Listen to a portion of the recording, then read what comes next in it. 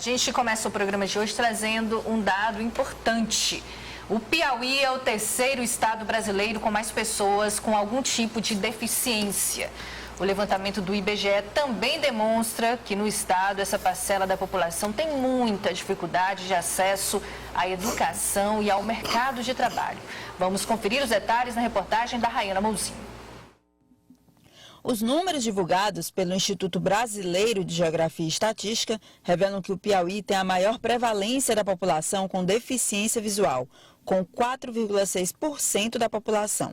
Pessoas como Herbert Portela Brito, deficiente visual, que desde criança enfrenta os desafios da sua limitação. Somente na 7ª série, depois que eu perdi minha visão, é que eu fui informado que existia, instituições que nos ajudavam, a permanecer nos estudos. Outra dificuldade que eu enfrentei foi numa palavra assim que muitas das pessoas desconhecem, que se chama capacitismo, O capacitismo, ele é um comportamento preconceituoso por parte das pessoas, a qual elas subestimam, as pessoas com deficiência visual, em geral, as pessoas com deficiência, e elas acabam tratando as pessoas como coitadinho, com peninha, Segundo os dados do IBGE, no Piauí, cerca de 10% da população apresenta algum tipo de deficiência. O indicador é o terceiro do Brasil.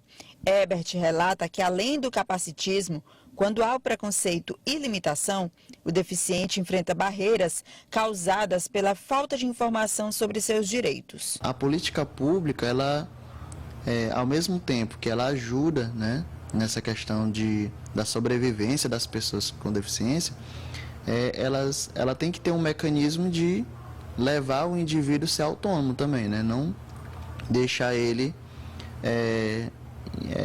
incluído, mas ao mesmo tempo excluído da sociedade, Para o secretário-geral da Comissão da Pessoa com Deficiência da OAB, apesar do Estatuto do Deficiente existir, há uma grande dificuldade em garantir a eficácia da lei. A sociedade precisa conhecer quais são esses direitos e temos que ter uma fiscalização na cobrança. Quantas vezes vemos algo do mais básico que possui, que é a vaga especial da pessoa com deficiência. Quando a gente passa em um shopping center, quando a gente passa no centro, a gente vai observar a vaga está sendo utilizada indevidamente por uma pessoa sem um cartão apropriado do S-Trans. Ou seja, aquela pessoa acredita que pode usar uma vaga prejudicando o direito de outra. Então a sociedade precisa se conscientizar e ao mesmo tempo que o Estado precisa fiscalizar. Os direitos conquistados pelos deficientes não são privilégios, mas dispositivos na lei para garantir uma maior igualdade entre as pessoas. Igualdade para viver, se deslocar e derrubar barreiras, que vão desde uma calçada alta até a conquista de um emprego. As empresas privadas precisam contratar, a partir do número de funcionários, de 2 a 5% de pessoas com deficiências laborando ali. E o ideal é que seja mais, isso é o mínimo. Os concursos públicos devem constar no edital de 5 a 20% de vagas para as pessoas com deficiência. Ou seja, o que a gente observa? Não são privilégios, mas sim direitos associados a ela viver em condições de igualdade com as demais. Hoje, Herbert atua derrubando barreiras, estudando no mestrado formas de melhorar o ensino da matemática para pessoas com deficiência visual.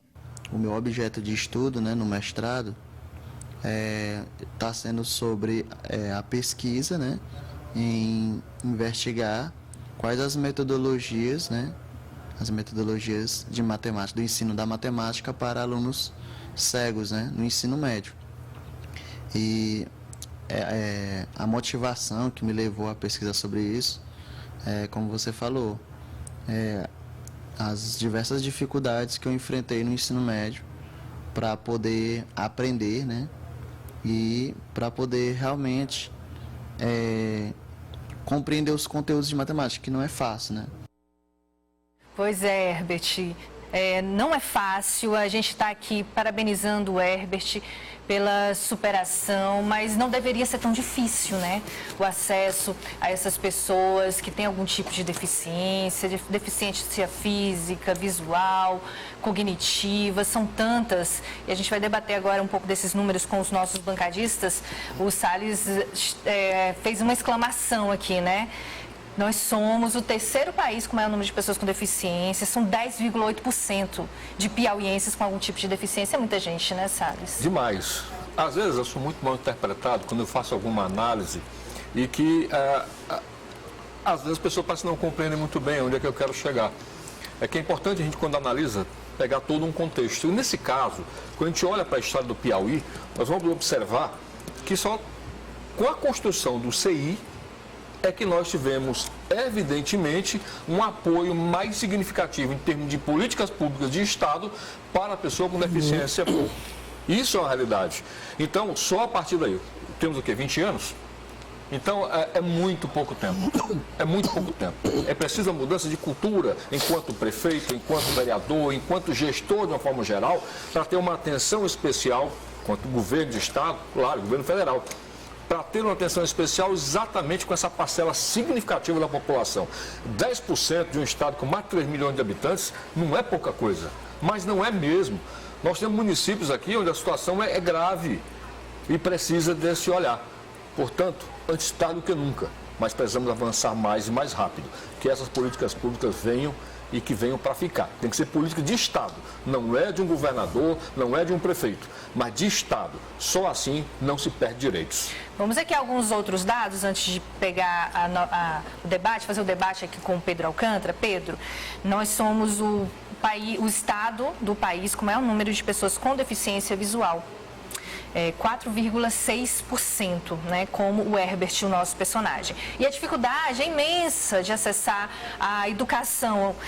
Vocês lembram daquele último dado que saiu do IBGE, demonstrando que quase 15% da população piauiense é analfabeta? Pois é, entre as pessoas com deficiência, esse percentual chega a 37%. E só 16% das pessoas com deficiência conseguem terminar o ensino médio. Olha só. E com isso tudo, a dificuldade de se inserir no mercado de trabalho. Nós temos um segundo menor indicador de inserção de pessoas com deficiência no mercado de trabalho. Apenas 1 a cada 4 pessoas com deficiência está trabalhando. 25%, portanto, da população com deficiência é que está conseguindo entrar no mercado de trabalho, mas ainda de forma informal. Pedro, olha só. 73,5% das pessoas com deficiência trabalham, mas ainda sem a carteira assinada. Olha, Sayuri, existe uma lei aqui no Brasil, 12.711, ela é de 2012. É uma lei federal que criou cotas para pessoas deficientes e pobres para ter acesso às escolas e, consequentemente, a outros serviços. E essa lei ficou escrito lá, quando foi aprovada em 2012, que ela seria revisada em 10 anos depois. Ou seja, seria em 22. Mas o governo Bolsonaro não aceitou a revisão. O Bolsonaro não permitiu a revisão. Não houve a revisão dessa lei. E agora tem uma deputada de Minas Gerais, Dandara, ela é do PT de Minas Gerais, que já entrou com o processo de revisão da lei. Ela quer ampliar o acesso dessas pessoas ao mercado de trabalho.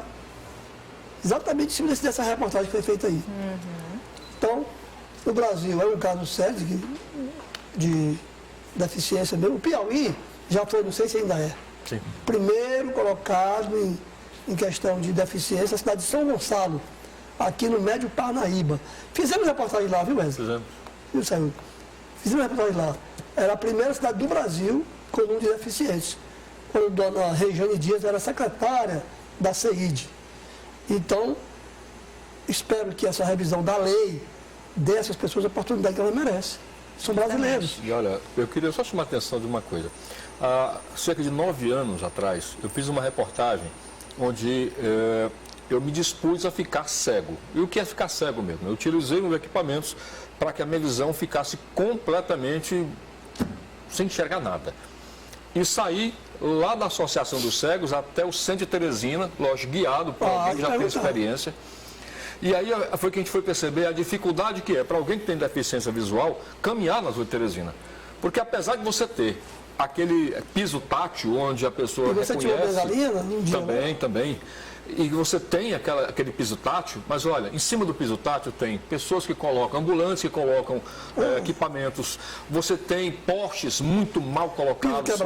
Piso quebrado, ou seja, uma infinidade de problemas que faz com que o deficiente visual não consiga andar com tranquilidade, a não ser que ele já tenha muita, mas muita vivência no centro de Teresina, senão não consegue. E isso eu estou falando apenas um dos problemas, de tantos outros que a gente conseguiu detectar nessas reportagens. Eu quero parabenizar pela sua ideia, viu?